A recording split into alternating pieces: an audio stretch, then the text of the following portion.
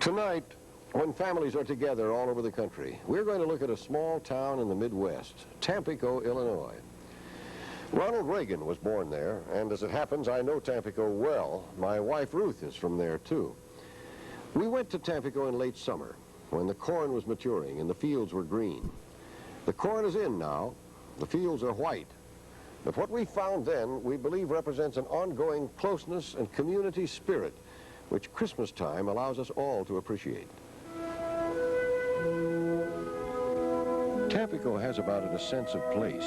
We could see that best from the air last summer. First, the straight roads with jogs sometimes to correct surveyors' errors. Then you see the square-mile sections, the grid imposed on the prairie to attract settlers 130 years ago. And the village, Tampico, cut into the spread of corn and soybeans. One of 1,000 prairie towns built where there is no river, built to serve its farms. The farmland here is family-owned. Corporate farming hasn't managed to scoop up this land yet. This is because of the soil and the attitude of the farmers on it. A sense of what the land can do for you and what you ought to do for the land. But it's a tough time for farmers. Competition for land is high at the very time a farmer needs to add acreage to stay even. Time was when the income from a quarter section, 160 acres, could put your kids in college. Now you need 4 or 5 times that much. The families of those first settlers are still there. People from the cold countries of northern Europe, drawn by the long cold winters and the hot summers of the Great Plains. I live on the homestead that my mother lived on. My name is Keith Newman. My brother Ora lives across the road. He farms about 360 acres. My brother Warren lives off to the west. He farms about 500 acres. My son lives down 15 miles south. He farms about 300 acres. We farm it the best we know how with the technology we have. If you cooperate with Mother Nature, then she works with you. These are the things that we should attempt to leave for our children so that they understand these things. There's a powerful sense of family here. Meet the people of the Wetzel and Olds families. 4 generations of them gathered for a reunion just outside Tampico. Their forebears came here in the 1850s. 3 Wetzels married 3 Olds, and here are their descendants. Farmers and townspeople, by those names and others, spread all over Whiteside County and beyond. A dozen different kinds of meatloaf, astonishing casseroles, the joyous competition of country wives. Reunions are important. They bring people together. But one thing you notice, they don't touch, not in public. None of the easy cheek kissing and hugging of the big cities. In the prairie towns, food is love. Food is community. Larry Johnson had a boy. Births, deaths, marriages. The mileposts into time, into the history of the American prairie, recorded in the book of this very large family. The town's history began with a grain elevator built by John W. Glassburn in the 1870s. He paid the railroad to stop there, and thus began Tampico. A few gaunt houses at first. Soon the little beating heart of the farm center. In 1907, the state built a canal to move grain to the Great Lakes and the Mississippi. With the canal, new people, the likes of the Reagans, Jack and Nell, and son Neil, and born in Tampico, son Ronald. Prosperity, growth, stores, 3 movie houses, a 3-chair barber shop. Then came the car, the truck. They took people away, and business too. Main Street isn't so Main anymore. The canal and the train are gone. Now a few stores, a bank, a funeral home. No doctor, no lawyer, no bookstore. The piano teacher has retired. Tampico area long But Tampico hopes business will come back. The Tampico Area Long Range Planning Committee, the presentation of the movers of the community, they talk of image and pride. Signs on the edge of town look really. They deify business in innocent ways with ribbon cuttings, small ceremonies to please the gods of small business, Much success. to celebrate a remodeling. Tenure in Tampico area.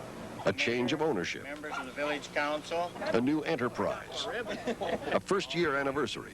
Business in Tampico. Tampico cuts no ribbons for artists or teachers or farmers, only businesses. And we mean it.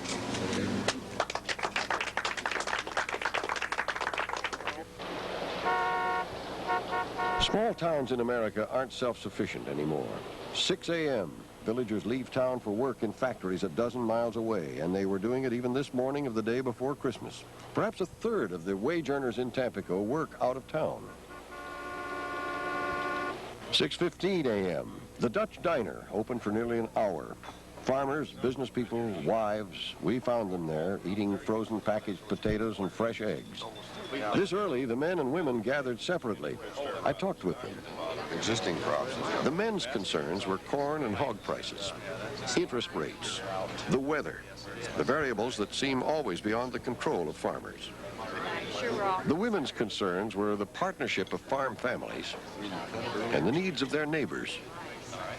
The town is not charming or quaint in the nostalgic image of American small towns. Tampico is plain, straightforward, neat, and here and there pretty. Whirling plastic sunflowers, it is believed, and a kind of zany decoration discouraged moles from tunneling under lawns. I was struck last summer by singular impressions. The afternoon ballet of neighbors. A widow on her farm with her collection of barbed wire, invented and still made in western Illinois. A man and his son, and his son, and his son, 4 generations still there. There is a Reagan aura about Tampico, but it's not obtrusive, not obsessive. We saw it in the small groups of tourists visiting Ronald Reagan's birthplace, and the retired plumber who made no bones about his claim to fame. In many small ways, the community works. There's a kind of continuous cash flow. It's the kind of place where a community beer garden raises money to light the softball field at night, where kids still chase foul balls for a nickel. Imagine a nickel. I say Timco, you say Trojan, Timco! Trojan! Where the cheerleaders wash cars to buy their uniforms. They don't talk much about God in Tampico, but they go to church. The people are conservative, but they shun extremes, politically and spiritually. This is not moral majority country. They don't censor school books. They don't talk about America much in Tampico either. No manifestos of greatness. But the patriotism begins early. Pledge allegiance to the flag of the United States of America. Happy birthday to you! And they do like to be together. This is truly a family bar. All ages mingle. Old people don't die alone. Young people aren't banished or suspected. In a nation I fear is losing its sense of community, Tampico is a reassuring place to be. But Tampico is far more than a wide place in the road. It is possible now to thrive without growing. And this town is doing it. While we were there last summer, there was one birth, one death, one marriage. Equilibrium maintained. Well, next in this special Christmas 2020, the Mormon Tabernacle Choir. Their singing has inspired the people of many nations.